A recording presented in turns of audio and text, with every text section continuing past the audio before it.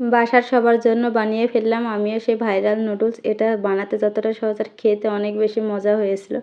আমাদের বাড়ির ছোট্ট পাখিটা খেয়েও তো অনেক বেশি মজা পেয়েছিল। আপনারা শোনেন কি বলেছিল সে। কেমন হয়েছে আম্মু?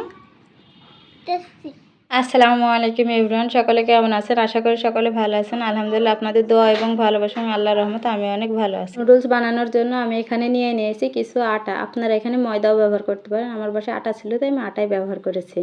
এরপর এখানে একটু সামান্য লবণ আর পানি দিয়ে এটাকে একটা ঘন ব্যাটার তৈরি করে নেব। আমি খুবই সামান্য পরিমাণে আটা নিয়েছিলাম, কারণ আমি প্রথমে ভেবেছিলাম যদি ভালো না হয় আর মজা না লাগে এর জন্য অল্প করে, কিন্তু বানানোর পরে সত্যি আফসোস হচ্ছিল আর একটু কেন বানালাম না। এই তো এরপরে আটাটাকে মেখে রেখে দিয়ে এরপরে নুডলস রান্নার জন্য যা যা প্রয়োজন কেটে নিয়েছি। আমি এখানে কোনো সবজি অ্যাড করবো না, এর জন্য শুধু পেঁয়াজ আর কাঁচামরিচ কুচি করে দিচ্ছি। আপনারা চাইলে আপনাদের পছন্দ অনুযায়ী সবজি অ্যাড করতে পারেন। এরপর আমি বোতলে এগুলোকে ঢেলে নিচ্ছি।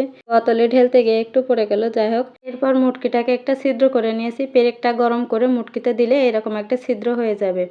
এই তো এরপর আমি কড়াইতে দিয়ে দিয়েছি। কড়াইতে সামান্য পরিমাণ তেল ব্রাশ করে নিয়েছি। তারপরে এতে দিয়ে দিচ্ছি। আমার প্রথমবার দিতে একটু ভয় করছিল যে হবে কি হবে না, আমি দিতে পারবো কি পারবো না, এর জন্য এরকম একটু আস্তে আস্তে দিচ্ছিলাম, এর জন্য এরকম দেখাচ্ছে। আমি প্রথমবারে দিয়ে যাই হোক ভালোই লাগছিলো আর বানাতে কিন্তু বেশ মজাই লাগছিলো। আমাদের বাড়ির ছোট্ট সোনা তো বলছিলো যে তুমি কি মশার কয়েল বানাচ্ছ, সেই রকমই লাগছে তাই না বলেন। এটা তারপরে 1 মিনিট মতো রাখলেই কিন্তু হয়ে যাবে। এটা কিন্তু বেশি সময় রাখতে হবে না। দেওয়ার 1 মিনিট পরে তুলে ফেললে এই যে হয়ে যাবে। এইভাবে আপনাদের সুবিধার্থে আরেকবার দেখাচ্ছি। এই দেখেন দ্বিতীয়বার কিন্তু আমি হাতটা একটু জোরের সাথে ঘুরিয়েছি, দেখুন একবার কিন্তু থামিনি, অনেক সুন্দর হয়েছিল। এই তো এইভাবে সবগুলো বানিয়ে নিয়েছি। আর এটা বানাতে কিন্তু খুব একটা টাইম লাগছে না। এটা আপনাদের হয়তো দেখে মনে হতে পারে বারবার এরকম করে দেয়া খুব বেশি টাইম লাগছে।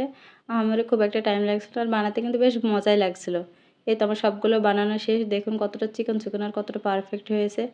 এই তো এরপরে কড়াইতে তেল দিয়ে দিয়েছি। তেলটা গরম হয়ে আসলে দিয়ে দেবো পেঁয়াজ আর কাঁচামরিচ কুচি। আমি এখানে কোনো রকম সবজি অ্যাড করব না, কারণ আমার বাসায় শুধু আলু ছাড়া অন্য কোনো সবজি দেওয়ার মতো নেই। আপনারা থাকলে অ্যাড করতে পারেন। শুধু আলু বলে আমি অ্যাড করিনি। টমেটো থাকলে এইগুলো আমি একটু অ্যাড করতাম। তারপরে এই তো পেঁয়াজটা একটু নরম হয়ে আসলে দিয়ে দেবো একটা ডিম। আমার এখানে নুডলসের পরিমাণ কম, তার জন্য আমি একটা ডিমই আমার হয়ে যাবে। এই তো ডিমটাকে দিয়ে একটু নাড়াচাড়া করে এইরকম ভাজা ভাজা করে নেব। ভাজা ভাজা হয়ে আসলে নুডলসগুলোকে দিয়ে এটাকে নেড়েচেড়ে মিশিয়ে নেব।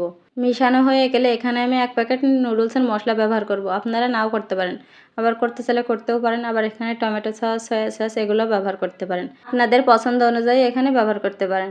এই তো এটাকে নেড়েচেড়ে আমি মিশিয়ে নিচ্ছি।